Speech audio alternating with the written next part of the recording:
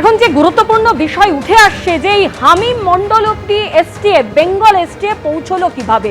প্রথমে কিন্তু সাহেবগঞ্জে হ্যান্ডেল অর্পিতা সরকারের খোঁজ পায় পুলিশ, আর এই অর্পিতা সরকারের খোঁজ কিভাবে পায়, পুরো প্রতিমন্ত্রী উমেশ রায়ের ছেলে তাকে অপহরণের ছক কষা হয়েছিল, সেই ঘটনা তদন্তে গিয়েই প্রথমে হ্যান্ডলার অর্পিতা সরকারের খোঁজ পায় বেঙ্গল এসটিএফ এবং তার মাধ্যমেই কিন্তু হামিম মন্ডল অব্দি পৌঁছয়। হামিম মন্ডল যে পাকিস্তানি জঙ্গি সংস্থার সঙ্গে রীতিমতো তার যোগাযোগ রয়েছে এবং আপনারা কিছুক্ষণ আগেই শুনছিলেন যে যন্তর মন্তরে তার কিন্তু হামলা করার একটা পরিকল্পনা ছিল। পাক গুপ্তচর সংস্থা আইএসআই এর সঙ্গে যোগাযোগ শেহজাদ ভাট্টি, আর এই শেহজাদ ভাট্টি গোষ্ঠীর সদস্য এই হামিম মন্ডল এবং একাধিক তার পরিকল্পনা ছিল। পুলিশ সূত্রে কিন্তু এমনই খবর উঠে আসছে। তাকে জানেন গতকালই তাকে গ্রেপ্তার করেছে বেঙ্গল এসটিএফ। এছাড়াও যন্তর মন্তরে তার নাশকতার ছক ছিল। অর্পিতা সরকার তিনি একজন হ্যান্ডলার, আর অন্যদিকে আরো দুই হ্যান্ডলার তাদেরও খোঁজ চালানো হচ্ছে।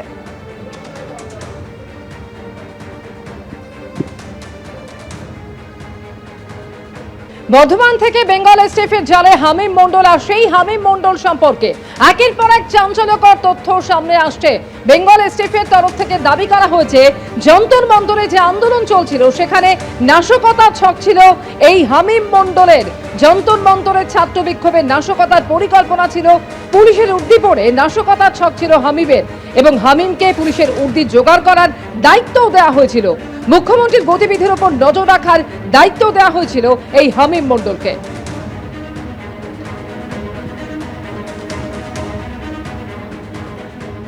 কয়েকটা সিরিয়াস রেভেলেশনস আমাদের সামনে এসছে। আমাদের যে অনারেবল চিফ মিনিস্টার আছেন রাজ্যের, ওনাকেও টার্গেট করার এর মধ্যে প্ল্যানিং ছিল। আমরা দেখলাম কি কমিউনিকেশন প্যাটার্ন মধ্যে আমরা জানতে পারলাম কি হামিম মন্ডলকে টাস্ক দেওয়া হয়েছিল কি ওনার কিছু মুভমেন্টস স্টাডি করতে এবং কিছু যদি আনগার্ডেড টার্গেটেড যেখানে হতে পারে সেই মুভমেন্টসগুলো রিভিল করতে। আর এর উপরে আমরা একটা কমিউনিকেশন প্যাটার্ন দেখলাম। আর সাথে সাথে আমরা এটাও দেখলাম কি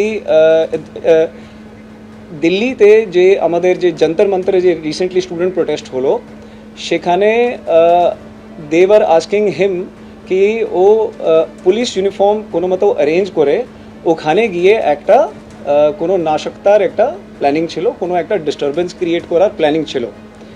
তার ছাড়াও আমরা দেখলাম কি কয়েকটা আরও এদের প্ল্যানিং মধ্যে ছিল যের মধ্যে কিছু পুলিশ পার্সোনালস, কিছু পলিটিক্যাল পার্সনস আর এরকম কিছু টার্গেটসগুলো ঠিক করা হচ্ছে। হামিম মন্ডল একটা যে আমি অরিজিনালি যে বললাম যেখান থেকে আমরা স্টার্ট করেছিলাম, এই পুরো লিডস পেয়েছিলাম, সেখানে কি আমরা পেয়েছিলাম কি Hamim Mondal was actually they were trying to influence Hamim Mondal and Hamim Mondal was also actively involved in establishing the target of one honorable minister in Havda.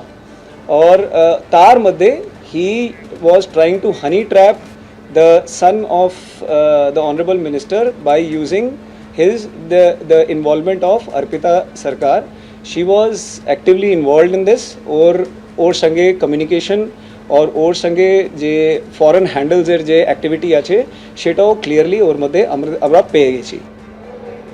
টেলিফোনে এই মুহূর্তে রয়েছেন আমাদের সঙ্গে আমাদের প্রতিনিধি ময়ূক ঠাকুর চক্রবর্তী। ময়ূক, রাজনৈতিক ব্যক্তিদের কিভাবে টার্গেট করা হতো এবং সেই তালিকায় মুখ্যমন্ত্রীও যে ছিল সেই তথ্য আগেই সামনে এসছে, এমনকি অর্পিতা সরকার যাকে ইতিমধ্যে গ্রেফতার করা হয়েছে, হানি ট্র্যাপের মাধ্যমে কিভাবে তথ্য হাতানোর ছক করা হতো সেই বিষয়টিও সামনে এসছে। কিন্তু এবারে বেঙ্গল এসটিএফ যা দাবি করলো একেবারে চাঞ্চল্যকর তথ্য যে যন্তর মন্তরে আন্দোলনের নাশকতা ছক ছিল এই হামিম মন্ডলের। দেখো, একদমই অমৃতা, প্রথমে বেঙ্গল এসটিএফ এর তরফ থেকে যেটা দাবি করা হলো যে পুরো বিষয়টা সামনে আসে যখন দেখা যায় যে হাওড়ার একজন সিনিয়র পলিটিশিয়ান তার ছেলেকে হানি ট্র্যাপ এবং অপহরণ করার একটা পরিকল্পনা হচ্ছে এবং সেই ইনপুট এই বেঙ্গল এসটিএফ এর অফিসিয়ালসদের সামনে আসে। এখান থেকে পুরো বিষয়টা শুরু। এই ইনপুট পাওয়ার পরই নজরদারি শুরু হয় বিভিন্ন হ্যান্ডলারদের। সেখানে নজরদারিতেই যেটা দেখা যায় যে এই অর্পিতা সরকার, হামিম মন্ডল, এদের নাম এসটিএফ এর অফিসিয়ালসরা পায় এবং তারপর তারা ক্লোজলি মনিটর করা শুরু করে। হামিমকে অলরেডি হেফাজতে নিয়ে এসটিএফ জিজ্ঞাসাবাদ করেছে এবং সেখান থেকে এসটিএফ দাবি করছে রানা এছাড়া উজির, আবির নামে একাধিক পাকিস্তান ভিত্তিক হ্যান্ডেল এগুলো যোগাযোগের তথ্য কিন্তু হামিমের থেকে ইন্টারোগেশন করে উঠে এসেছে বলেই এসটিএফ এর তরফ থেকে বলা হচ্ছে। ইনস্টাগ্রাম, হোয়াটসঅ্যাপ, টেলিগ্রাম এই ধরনের বিভিন্ন এনক্রিপ্টেড অ্যাপ যাতে তথ্য বাইরে না বেরোতে পারে সেগুলো ব্যবহার করা হয়েছে। এর সঙ্গে এলিমেন্ট এক্স সেশনের মতো এনক্রিপ্টেড মেসেজিং অ্যাপ সেগুলো ব্যবহার করা হয়েছে বলে তদন্তে উঠে এসেছে। তদন্তকারীরা আরো মারাত্মক যে দাবি করছেন যে দিল্লির যন্তর মন্তরের যে মুভমেন্ট চলছিল সেই সময় পাকিস্তানি হ্যান্ডলাররা এই হামিমকে অ্যাসাইন করেছিল যে ওই যন্তর মন্তরে গিয়ে সেখানে আনরেস্ট করা বা নাশকতা তৈরি করা এবং সেটা পুলিশের ইউনিফর্ম পরে করা যাতে তার একটা ইম্প্যাক্ট হয়। এই তথ্যও কিন্তু ইতিমধ্যেই পুলিশ আধিকারিকদের এসটিএফ এর অফিসিয়ালদের হাতে এসেছে। এই হামিম সে সেকেন্ড ইয়ার অব্দি পড়াশোনা করেছে, তারপর ড্রপ আউট। যদিও অর্পিতা গ্র্যাজুয়েশন কমপ্লিট করেছে এমনটাই এসটিএফ এর তরফ থেকে বলা হচ্ছে। হামিম এবং অর্পিতা দুজনের মধ্যে কিন্তু একটা অ্যাফেয়ার ছিল, সেটাও এসটিএফ অফিসিয়ালসরা দাবি করছেন এবং বিগত প্রায় 4 বছর ধরে ওদের দুজনের মধ্যে সম্পর্ক ছিল।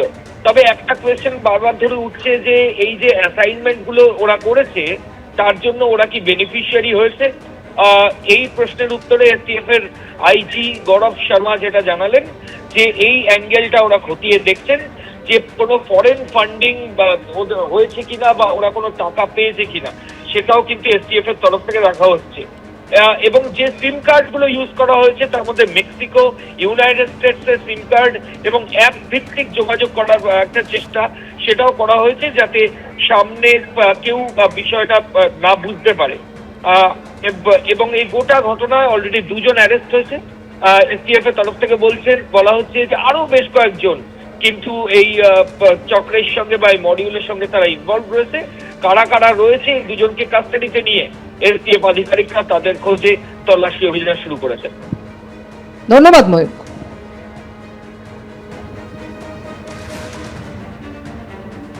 এবিপি আনন্দ এগিয়ে থাকে, এগিয়ে রাখে।